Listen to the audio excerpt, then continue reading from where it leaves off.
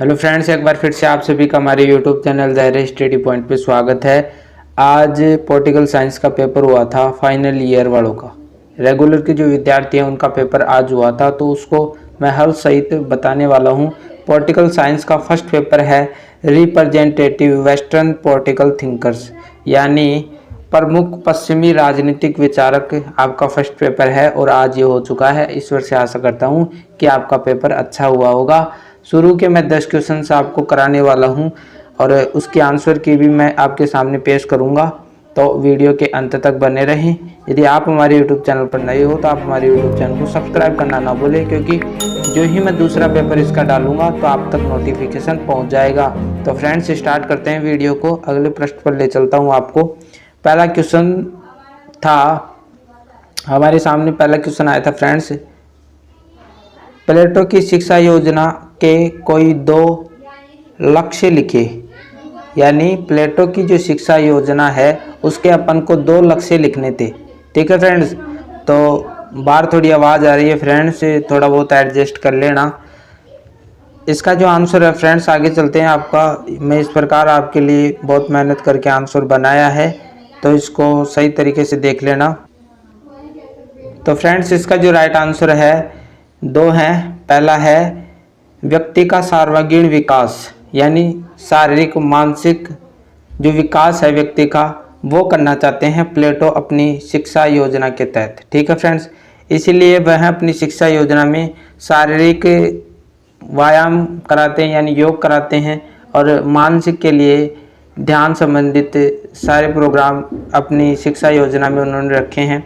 दूसरा उनका उद्देश्य था स्त्री पुरुष के लिए समान शिक्षा व्यवस्था, यानी वो स्त्रियों को भी पुरुषों के समान शिक्षा व्यवस्था में स्थान प्रदान करते हैं, ताकि जो स्त्रियां हैं वो भी राज्य में योगदान दे सके। तो फ्रेंड्स, दो इसकी जो लक्ष्य था वो हो जाएगा।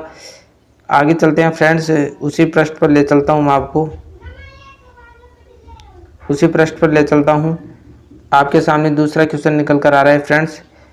दूसरा क्वेश्चन हमारे पास में, दास्ता के औचित्य को सिद्ध करने वाले अरस्तु के दो तर्कों का उल्लेख कीजिए। यानी दास्ता जो है ना, दास पद्धति, उसके औचित्य यानी उसको सही सिद्ध करते हैं अरस्तु, और उसके पक्ष में दो तर्क देते हैं। वो दो तर्क कौन कौन से हैं वो देखने वाले हैं फ्रेंड्स। तो अगले प्रश्न पर वापस ले चलता हूँ आपको। आपके सामने आंसर लिखा हुआ फ्रेंड्स, देख सकते हो कि अरस्तु के दो तर्क। पहला है दास्ता प्राकृतिक है, यानी अरस्तु दास्ता को सही सिद्ध करते हुए कहते हैं कि दास्ता प्राकृतिक है, यानी प्रकृति द्वारा दिया गया है, और दास जो बनता है वो सही है बिल्कुल, क्योंकि उनका इसको सिद्ध करने के लिए वो ये बताते हैं कि प्रकृति में है ना, जो यानी संसार में बहुत सारे लोग हैं जो कुछ मूर्ख हैं, बुद्धिहीन हैं, तो कुछ विद्वान हैं। तो ये सब प्रकृति ने बनाया है, और जो बुद्धिहीन हैं वो विद्वानों की सहायता करेंगे। विद्वान जो है ना वो बहुत सारे कार्य करते हैं, तो उन कार्य में हाथ बटा सकते हैं, इसमें कोई गलत बात नहीं है। अरस्तु दास्ता प्राकृतिक है, इसको सिद्ध कर दिया अरस्तु ने। दूसरा, दास प्रथा दोनों पक्षों के लिए उपयोगी है। दोनों पक्षों की बात का मतलब यहाँ पर फ्रेंड्स ये है कि एक तो दास के लिए दो पक्ष, यहाँ पर एक तो दास और उसका मालिक। ठीक है, तो दोनों के लिए दास प्रथा बिल्कुल सही क्यों बता रहा है, क्योंकि जो उसका मालिक होता है दास का, उसको बहुत सारे काम होते हैं, तो उसकी सहायता के लिए दास रखना उसको ज़रूरी होता है। उसका विश्राम के लिए उसके जो कार्य हैं, खाना वाना बनाना, वो दास का होता है, ताकि वो और अच्छे कार्य कर सके मालिक। और दास के लिए सही क्यों है, क्योंकि वो बुद्धिहीन होता है दास, और वो मालिक के साथ रहेगा, विद्वान के साथ रहेगा, तो उसको भी काफ़ी कुछ सीखने को मिलेगा, उसको रोजगार मिल रहा है। तो ये दोनों के लिए बिल्कुल परफेक्ट बताता है अरस्तु। आगे चलते हैं फ्रेंड्स, उसी प्रश्न पर आपको ले चलता हूँ।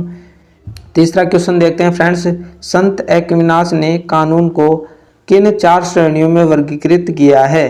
4 श्रेणियाँ बतानी है अपन को कानूनों की। ठीक है फ्रेंड्स, तो उसी प्रश्न पर आपको मैं ले चलता हूँ। ये अपन का प्रश्न आ गया है, तीसरा आंसर।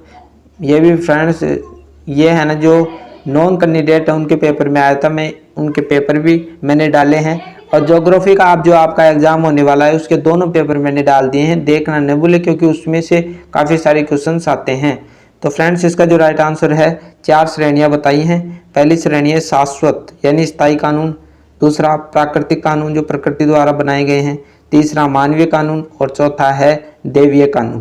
तो 4 कानून हो जाएंगे। उसी पृष्ठ पर ले चलता हूँ, अगले क्वेश्चन देखते हैं। अपन के सामने चौथा क्वेश्चन आ रहा है फ्रेंड्स, थोड़ा पास में लेकर आता हूँ इसको। हमारे सामने चौथा क्वेश्चन, मैकियावेली द्वारा लिखित कोई 2 पुस्तकों के नाम बताइए। तो वापस चलते हैं उसी पृष्ठ पर, क्योंकि आपके सामने मैं ये जो उत्तर माला है मैंने खुद तैयार की है। ठीक है फ्रेंड्स, तो चौथा जो आंसर है मैकियावेली की 2 पुस्तकें हैं हमारे सामने, द प्रिंस और दूसरी है आर्ट ऑफ वार। ये 2 पुस्तक मैकियावेली ने लिखी हैं। सबसे फेमस जो पुस्तक है फ्रेंड्स ये है द प्रिंस, मैकियावेली की सबसे इम्पोर्टेंट पुस्तक है। अगले क्वेश्चन की ओर बढ़ते हैं। 5वां क्वेश्चन क्या आया था?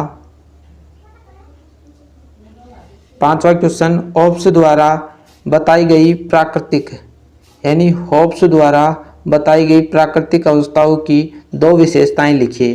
तो फ्रेंड्स इसका जो राइट आंसर हो जाएगा अपन के, ये आ गया आपका राइट आंसर। हाँ ये आ गया।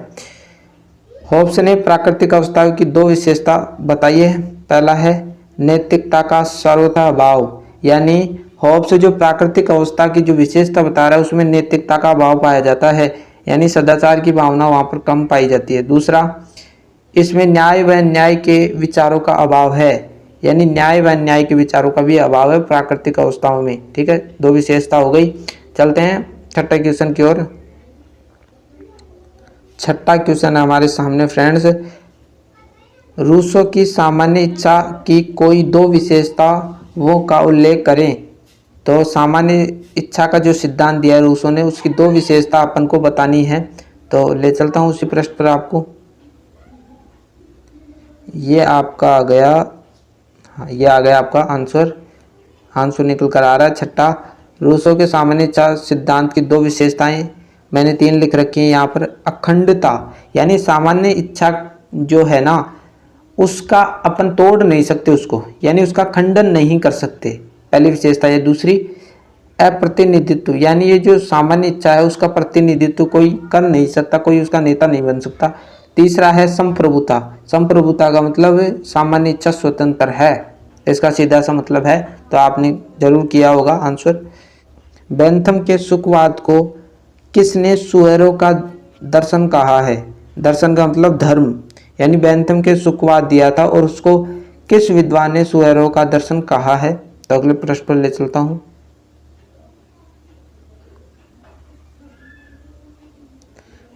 राइट आंसर है फ्रेंड्स आपका कार्लाइल, इसका राइट आंसर हो जाएगा। इसके बाद में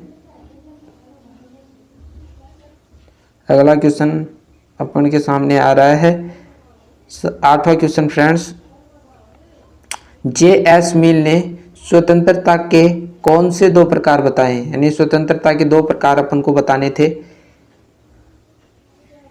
तो आपका जो राइट आंसर फ्रेंड्स ये आ गया आपका राइट आंसर, स्वतंत्रता के प्रकार। पहला है विचार एवं भाषण की स्वतंत्रता, यानी अपने विचार रखने की और भाषण की स्वतंत्रता तो होनी ही चाहिए। ठीक है, जे.एस. मिल ऐसे बोलते हैं। दूसरा, कार्यों की स्वतंत्रता, यानी जो कार्य करना चाहते हैं उसकी स्वतंत्रता होनी अति आवश्यक है, जे.एस. मिल ऐसा बोलते हैं। यह आ गया आपका 9वां क्वेश्चन। 9वां क्वेश्चन है, मार्क्स ने वर्ग को किस प्रकार परिभाषित किया है? यानी वर्ग की परिभाषा अपन को देनी है। तो यह आ गया फ्रेंड्स 9वां क्वेश्चन, वो 9वां आंसर।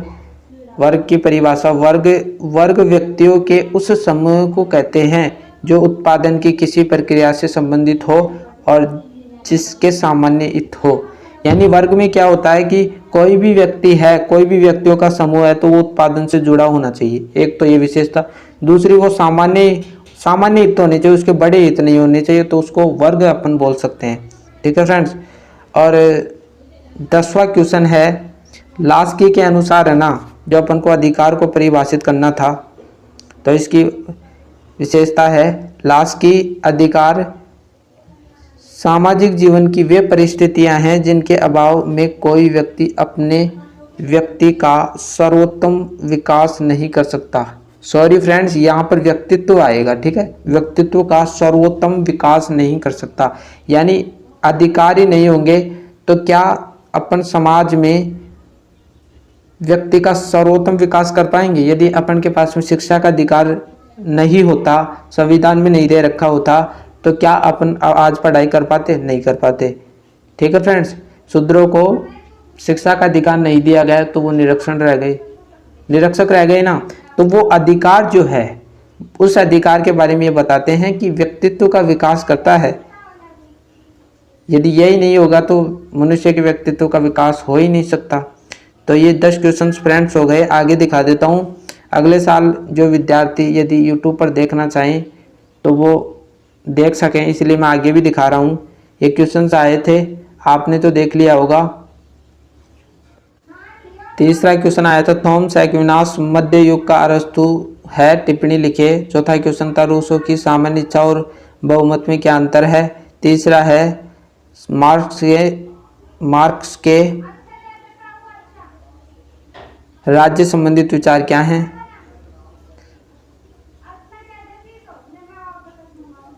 इसके बाद में ये फ्रेंड्स ये क्वेश्चंस आए थे, आप देख लो, बिल्कुल आप देख सकते हो। थोड़ा टाइम दे रहा हूँ आपको क्योंकि रेगुलर के विद्यार्थी उन्होंने तो देख लिया है, लेकिन जो आगे जो अगले सप्ताह में जो एग्जामें होंगी फाइनल वालों की वो भी देख सकें, इसलिए मैं टाइम दे रहा हूँ आपको। तो फ्रेंड्स ये पूरा का पूरा पेपर था, आपने देखा होगा, आपका पेपर सही हुआ होगा।